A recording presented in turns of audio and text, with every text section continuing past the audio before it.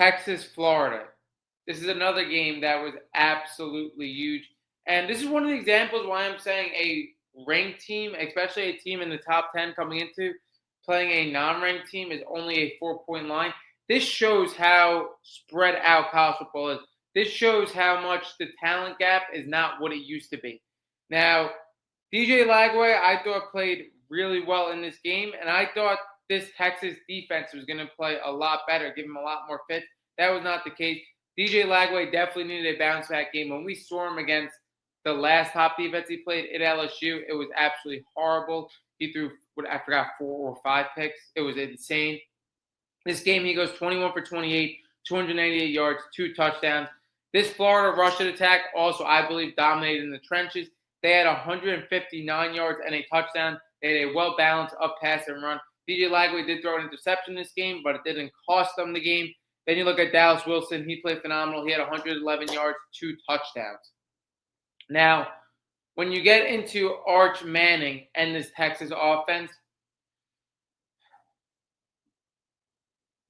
I had to take a deep breath for this one because everybody knows how much I like Arch Manning coming into the season.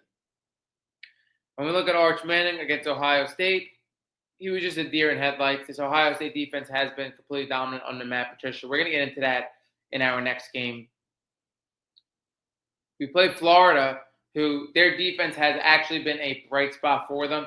We saw them locked down an LSU offense that has a multitude of weapons and a top quarterback.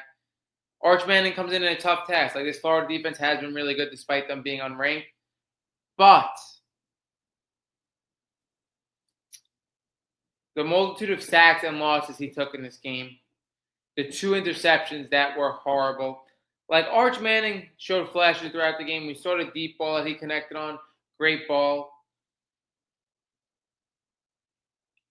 I have nothing else to say, but this is just an example of us as a community, myself included, just getting way too high on a player, saying that he's going to be this game changer, be this number 1 quarterback in college football, when we realistically saw 4 games of him. And this is what I'm talking about when you were going off such a small sample size, how wrong you could be. Again, do I think Arch Manning has the size of a prototypical quarterback? Do I think he has the deep ball that is a very good deep ball? Do I think he could run, have mobility? Like, I think he has the tools to be a really good college football quarterback. And I think he has the tools to one day be a solid NFL quarterback. I'm not willing to say this guy is a complete bust. But when we look at him this year against the Florida, against an Ohio State, he's just unprepared from down to play with a level of consistency against these top-ranked defenses. He's just not there yet.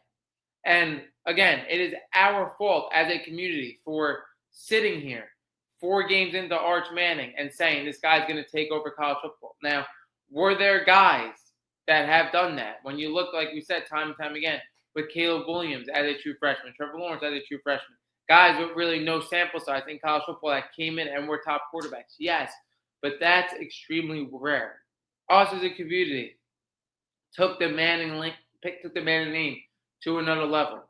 And I'm getting to the point now where Arch, again, he has to step up. Like, this was a game that I really thought he should have won against an unranked Florida team. The Ohio State game, again, your first game as the true starter of this Texas team.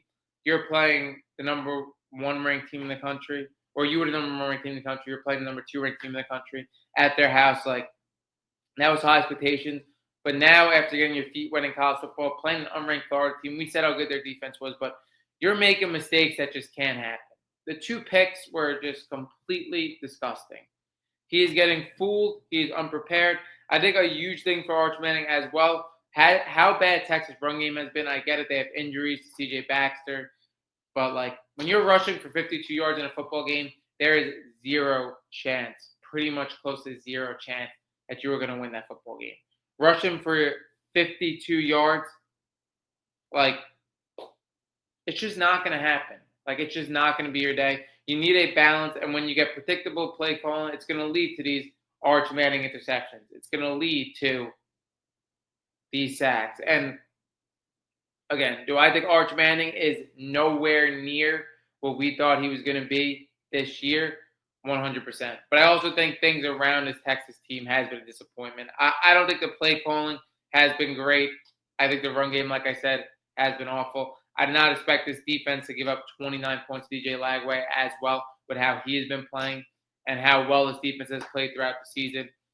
All around, this is a bad Texas loss, but when you really have to look at it, it has to start and end with Arch Manning. This was the guy that we gave this tremendous amount of credit to before he really has done anything.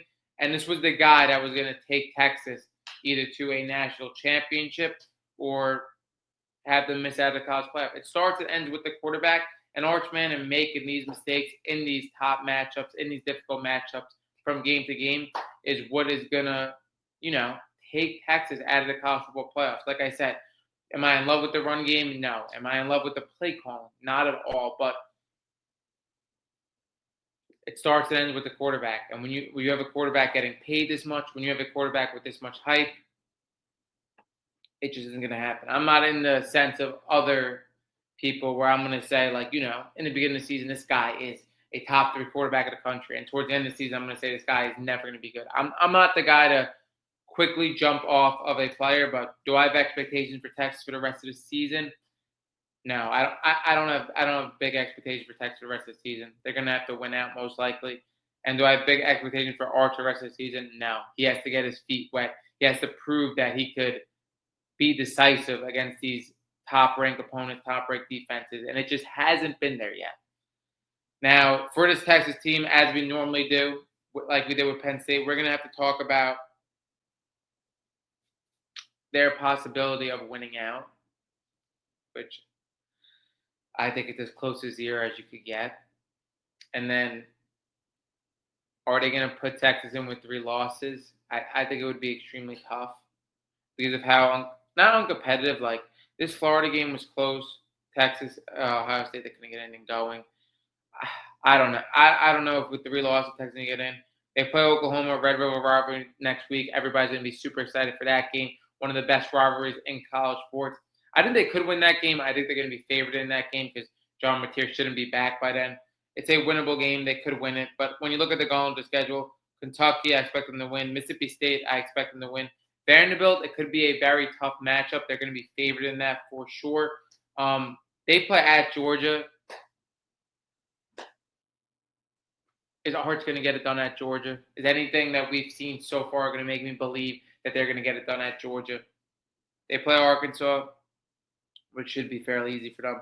Then they play Texas A&M in that rivalry as well. They're at home in that game, but Texas A&M has been phenomenal as well. So you play Georgia, you play Texas A&M, you play Oklahoma. You most likely have to sweep those matchups, and those are very difficult matchups. Whew! College football is crazy right now. College football is insane right now. The expectations we have for Texas, Penn State, Clemson, 3 teams have as little chance you could possibly get in 6 weeks to make the college football playoffs. Everything is flipped upside down. It's such a new age of college football.